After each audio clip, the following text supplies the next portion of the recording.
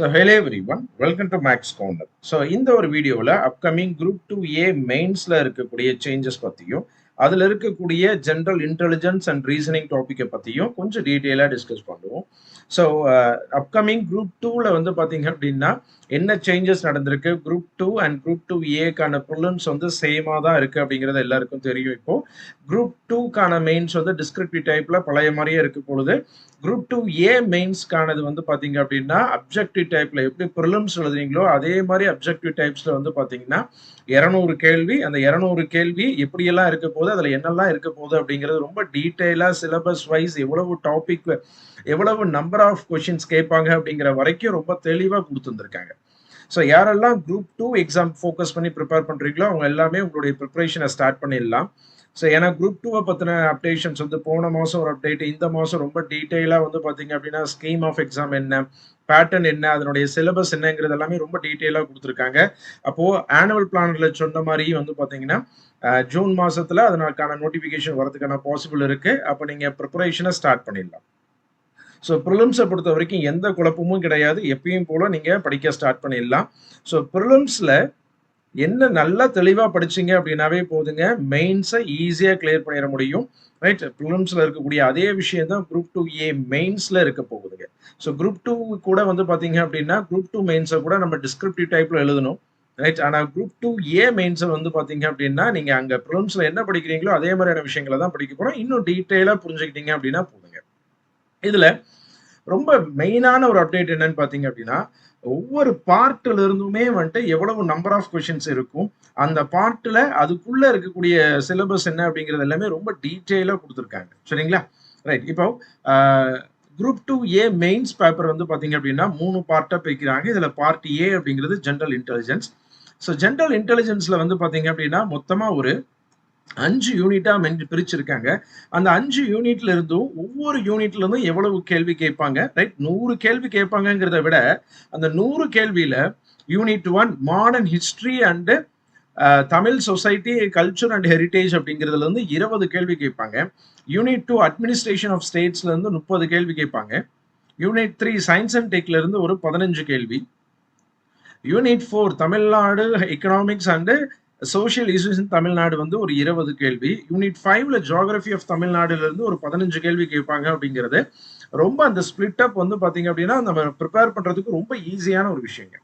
அடுத்த ரொம்ப முக்கியமான விஷயம் வந்து பாத்தீங்க அப்படின்னா பார்ட் பில ஜென்ரல் இன்டெலிஜென்ஸ் அண்ட் ரீசனிங்கிற புது கான்செப்டை இன்ட்ரடியூஸ் பண்ணியிருக்காங்க. இது டிஎன்பிஎஸ்சிக்கு பொறுத்த வரைக்கும் ரொம்ப புதுசு. ரைட், இந்த ஒரு பேட்டர்னுங்கிறதே வந்துட்டு டிஎன்பிஎஸ்சியில அதாவது ஜென்ரல் இன்டெலிஜென்ஸ் அண்ட் ரீசனிங்கிற டாபிக்கே இதுக்கு முன்னாடி கிடையாதுங்க. பேசிக்கா நம்ம ப்ரிலிம்ஸ் எல்லாமே ரீசனிங்கிறது படிப்போம், ஆனா இவ்வளவு ரீசனிங்ஸ் வந்து பார்க்க மாட்டோங்க. அதுவும் நம்மளுடைய ப்ரிலிம்ஸ்லயோ குரூப் 2 ப்ரிலிம்ஸோ குரூப் 1ஓ குரூப் 4ல இருக்கக்கூடிய டிஎன்பிஎஸ்சியில் நடத்தக்கூடிய எல்லா எக்ஸாம்ஸ்லயும் மேக்ஸ்க்கான சிலபஸ் சும்மா கொடுக்கணுங்கிறது கொடுப்பாங்களே தவிர ஒரு முறை கூட மேக்ஸ் சிலபஸ்ல என்ன கொடுத்துருக்காங்களோ அதுல இருந்து மட்டுமே கேள்விகள் கேட்டதில்லை, அதை தாண்டி நிறைய கேள்விகளை வந்து கேட்டிருந்திருக்காங்க. ஸோ அந்த மாதிரி பார்க்கும் பொழுதுங்க ரைட், இங்க ரொம்ப டீட்டெயிலாவே சிலபஸ் கொடுத்துருக்காங்க. வெறும் வந்து பாத்தீங்க அப்படின்னா ஜென்ரல் இன்டெலிஜென்ஸ் ரீசனிங்ல ஒரு 4 டாபிக் கொடுத்துட்டு விடாம ரைட் ரொம்ப டீட்டெயிலா பேசிக்கா நான் வந்து போன மாசம் அப்டேட் ஆகும் பொழுதே நான் சொல்லியிருந்தேன். ரைட், இந்த ஜென்ரல் இன்டெலிஜென்ஸ் அண்ட் ரீசனிங்கிறது நமக்கு டிஎன்பிஎஸ்சிக்கு தான் புதுசு, ஆனா எஸ்எஸ்சி எக்ஸாம்ஸ்ல எல்லாமே இந்த மாதிரி ஒரு பேப்பர் வந்து ரெகுலரா இருக்கு. அந்த ஒரு பார்ட்டு அதுல என்னென்ன சிலபஸ், என்னென்ன டாபிக்ல இருந்து எல்லாமே கொஷின்ஸ் இருக்கும் அப்படிங்கிறது வந்துட்டு ஒரு அனலைஸ் மாதிரி நான் கொடுத்துருந்தேன். சரிங்களா? ரைட், நம்ம வந்து டிஎன்பிஎஸ்சில இருந்து ப்ராப்பரான நோட்டிஃபிகேஷன் அது வந்து அதில் மென்ஷன் பண்ணுவாங்க, அப்போ நம்ம டீட்டெயிலாக பார்த்துக்கலாம்னு சொல்லியிருந்தேன். லைக் அதே மாதிரி வந்து பார்த்தீங்க அப்படின்னா இந்த இடத்துல நம்ம அந்த இடத்துல என்னென்ன டாபிக்ஸ் எல்லாமே நம்ம கொடுத்துருந்தோமோ அதெல்லாம் ஓவராலாக கம்பைன் பண்ண மாதிரியான டாபிக்ஸ் தான் இருக்கு. ரொம்ப 27 டாபிக் கொடுத்துருக்காங்க. கண்டிப்பா இந்த டாபிக்ஸை தாண்டி வெளியே கேள்விகள் போகிறதுக்கு வாய்ப்பே இல்லை. இந்த டாபிக்ஸை மட்டும் பார்த்தோம் அப்படின்னாவே போதும். அதுல ரொம்ப இம்பார்ட்டன்ட் வந்து பாத்தீங்க அப்படின்னா 40 கேள்வி கேட்கிறாங்க. நம்ம ப்ரிலிம்ஸ்ல 25 கேள்விங்கிறதே ரொம்ப ஒரு கோல்டன் இதுன்னு சொல்லலாம். ரைட், ஏன்னா மேக்ஸ்ல தான் ஈஸியா ஸ்கோர் பண்ண முடியும் நிறைய படிக்காம. ரைட், நீங்க மேக்ஸ்ல ஆப்டிடியூட்ல படிக்கிற மாதிரி கிடையாது, ரீசனிங்ல ஆப்டிடியூட்ல படிக்கிற மாதிரி கிடையாது, ரீசனிங்ல. அப்ப ரீசனிங்ல 40 கேள்வி அப்படிங்கிறது ரொம்ப பெரிய வெயிட்டேஜுங்க. சரிங்களா? ரைட், நீங்க ப்ரிலிம்ஸை கிளியர் பண்ணதுக்கு அப்புறம் மெயின்ஸை படிக்கும் பொழுது இந்த 40 கேள்விங்கிறது வந்து ரொம்ப ஈஸியா ஸ்கோர் பண்ணக்கூடிய ஒரு விஷயம். சரிங்களா?